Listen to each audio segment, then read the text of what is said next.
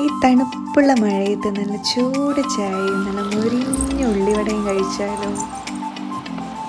ഉള്ളിയും കുറച്ച് ഇഞ്ചിയും പച്ചമുളകും കറിവേപ്പിലയും മല്ലിച്ചപ്പും ഒക്കെ കുനുകുനാ അരിഞ്ഞ് കുറച്ച് ഉപ്പും ഇട്ട് നന്നായി മിക്സ് ചെയ്തെടുത്ത് ഉള്ളിയുടെ വെള്ളവും മറ്റുള്ളവയുടെ ഫ്ലേവറും ഒക്കെ നന്നായി ഇറങ്ങുന്നത് വരെ ഒരു 10-15 മിനിറ്റ് അടച്ചു വെച്ചതിന് ശേഷം അതിലേക്ക് ആവശ്യത്തിനുള്ള കടലമാവും കുറച്ച് റവയും മൈദയും കോൺഫ്ലവറും മുളകുപൊടിയും ആവശ്യത്തിനുള്ള ഉപ്പും അല്പം വെള്ളമൊക്കെ നനച്ച് നന്നായി കുഴച്ചെടുത്ത് തിളക്കുന്ന എണ്ണയിലേക്ക് ഇട്ട് കൊടുത്ത് മീഡിയം ഫ്ലെയിമിൽ ഫ്രൈ ചെയ്തെടുത്താൽ നല്ല അടിപൊളി ഉള്ളിവട റെഡി ആയിട്ടോ.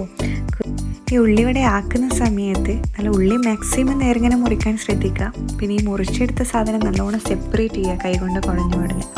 പിന്നെ ഈ മിക്സ് ചെയ്യുക, ഈ ഇഞ്ചിയും ആയാലും പച്ചമുളകായാലും കറിവേപ്പിലയായാലും മല്ലിച്ചപ്പ് ഓപ്ഷനിലാണ്, പക്ഷെ ഇട്ടാൽ നല്ലൊരു ഫ്ലേവർ കിട്ടും. അപ്പോൾ ഇതൊക്കെ കൂടി ഉപ്പ് ഇട്ടിട്ട് നന്നായിട്ട് കുഴച്ചെടുത്ത് അതിനകത്തൊരു വെള്ളം ഇറങ്ങുന്നത് വരെ കുഴച്ചെടുത്ത് റെസ്റ്റ് ചെയ്യാൻ വെക്കുന്നത് എന്തിനാണെന്ന് വെച്ചാൽ ആ ഒരു സംഭവത്തിൽ നമുക്ക് പിന്നെ അധികം വെള്ളമൊന്നും ആഡ് ചെയ്യാണ്ട് ഈ മാവൊക്കെ ഇട്ടിട്ട് കുഴച്ചെടുത്താൽ നല്ലൊരു ഫ്ലേവർ കിട്ടും. അപ്പോൾ കടലമാവാണ് നമ്മൾ ഏറ്റവും കൂടുതൽ എടുക്കേണ്ടത്.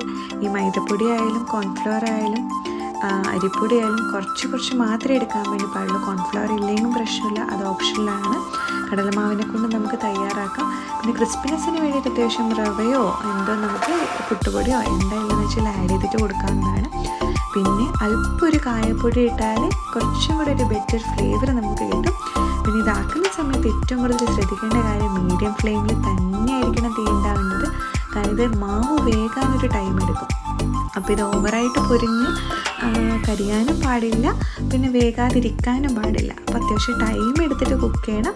അപ്പോൾ അങ്ങനെ ചെയ്താൽ നല്ല അടിപൊളിയായിട്ട് ക്രിസ്പി ആയിട്ടുള്ള നല്ല ഫ്ലേവറുള്ള ടേസ്റ്റി ആയിട്ടുള്ള ഉള്ളിവട നമുക്ക് തയ്യാറാക്കി എടുക്കാൻ വേണ്ടിയിട്ട് പറ്റും കേട്ടോ.